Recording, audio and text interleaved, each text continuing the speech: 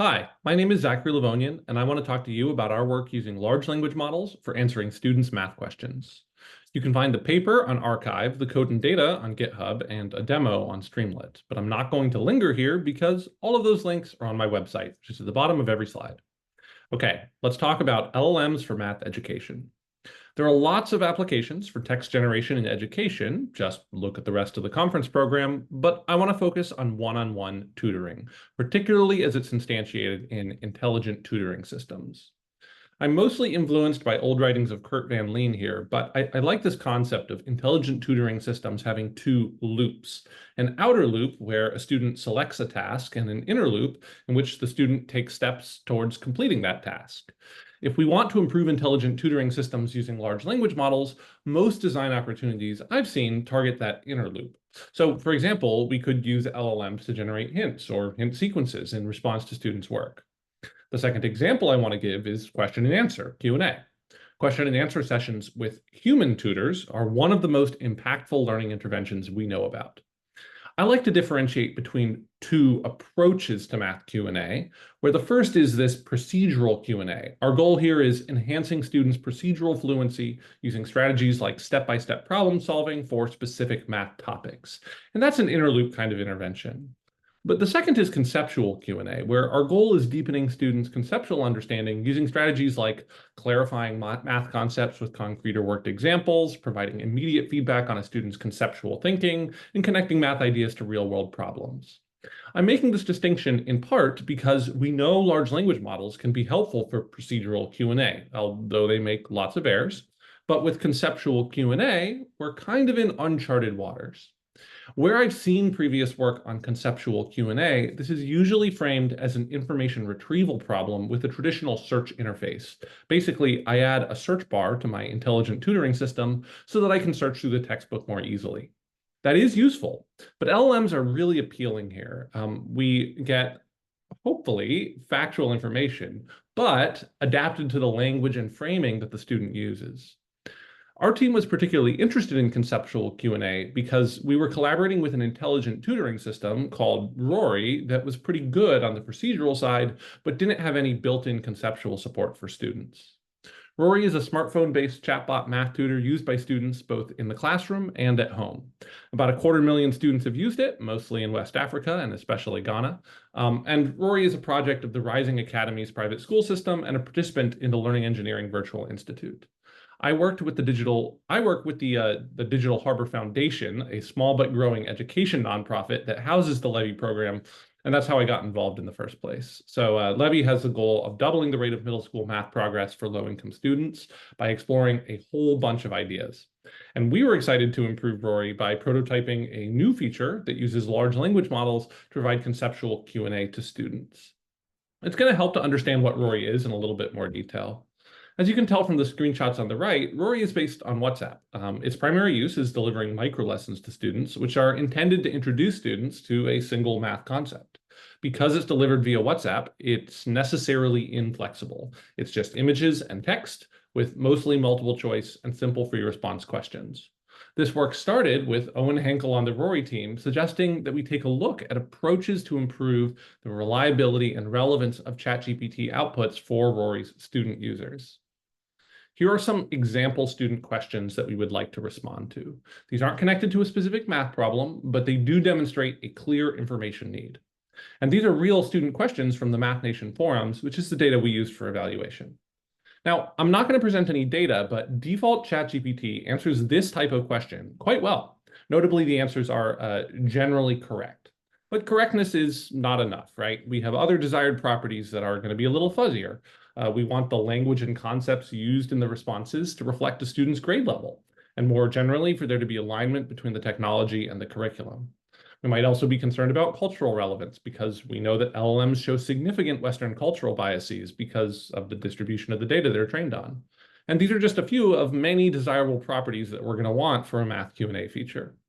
So rather than attempting to operationalize all of the criteria we're going to care about individually, we can instead focus on a meta criteria, whether we as designers and educators trust the system's outputs. To understand the tensions here, we can imagine some example systems. So here's a continuum between a conventional information retrieval system and the use of an LLM. In that conventional information retrieval model, this is just a pure information extraction task. Identify the text excerpt from some vetted corpus of educational content that's going to be most relevant to a student's question. Researchers would call the responses generated from a system like this grounded, because what the system shows the user is grounded, it's based very closely on the retrieved text. And that approach has a lot of benefits, right? The text shown to the user is by definition trusted. It has been vetted by or even written by the educator, and it exists in a familiar context, so it's very likely to be both correct and meet all the other criteria, like being grade appropriate. But of course, there are downsides to this approach. It's inflexible, it's hard to personalize, and you're depending on your retrieval corpus to not only contain an appropriate response to the student's question, but also that your retrieval system is powerful enough to find that appropriate response. And it's in that context that instruction fine-tuned large language models start looking really amazing, right? They echo the language used by the student and generally respond directly to the content of the question. But as we've just been discussing, it might be totally inappropriate for the student at the same time. So we'd like to tune between these two extremes. And one of the most prominent approaches for splitting the middle here is retrieval-augmented generation. And by retrieval-augmented generation, I mean a combination of prompt engineering and a retrieval system. So if this is our basic system without RAG, where we provide a textual prompt to condition the model's generated response, retrieval-augmented generation extends this basic approach by incorporating a retrieval system that adds additional text to the prompt. The basic idea here is that using retrieval-augmented generation will lead to responses that are grounded in a trusted collection of educational content, so we'll trust the responses more. I'm not going to talk in detail about any of our implementation decisions, except to mention that the retrieval corpus we used here was a pre-algebra textbook from Rice University's OpenStax project.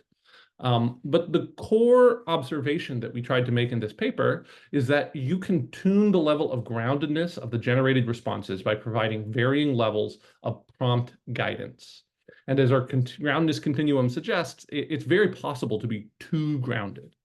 So we considered three conditions: a condition where no retrieval-augmented generation is used, a low guidance condition where we do use retrieval-augmented generation, but the prompt is quite ambivalent about whether the response should use the retrieved texts, and finally, a high guidance condition where we tell the system, you really must use these texts in your response.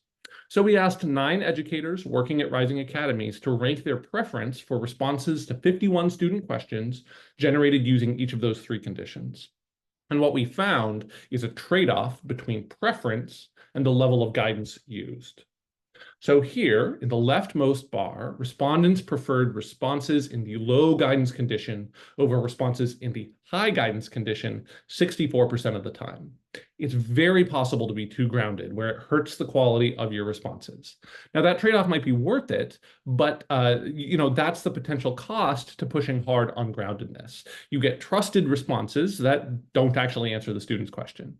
But at the same time, a little groundedness might help response quality. Respondents did prefer responses generated in the low guidance condition to responses generated without any RAG 58% of the time.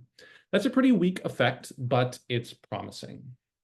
For next steps, we're currently continuing our exploration of retrieval-augmented generation by testing these Q&A processes with students. I'll point at the end here to 2 compelling research directions that we hope others will engage with.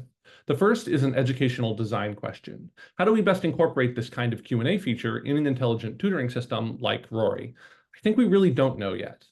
And the second is an evaluation question. How can we create repeatable processes and metrics for capturing constructs relevant to Q&A, including groundedness, but also correctness and trustworthiness?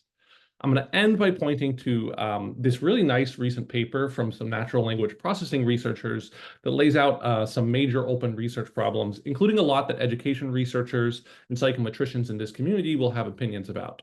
And here's Manal, who's an engineer at Google, complaining about the challenges of evaluating texts, which is very much our observation as well. If we had good processes for evaluation, we could iterate a lot more quickly and make these systems more useful for students. Okay, that's all I wanted to share with you today. There's a lot more discussion in the paper, but I'm also interested in continuing these conversations. So please track me down here at EDM on Twitter or on Mastodon. Thank you so much for listening.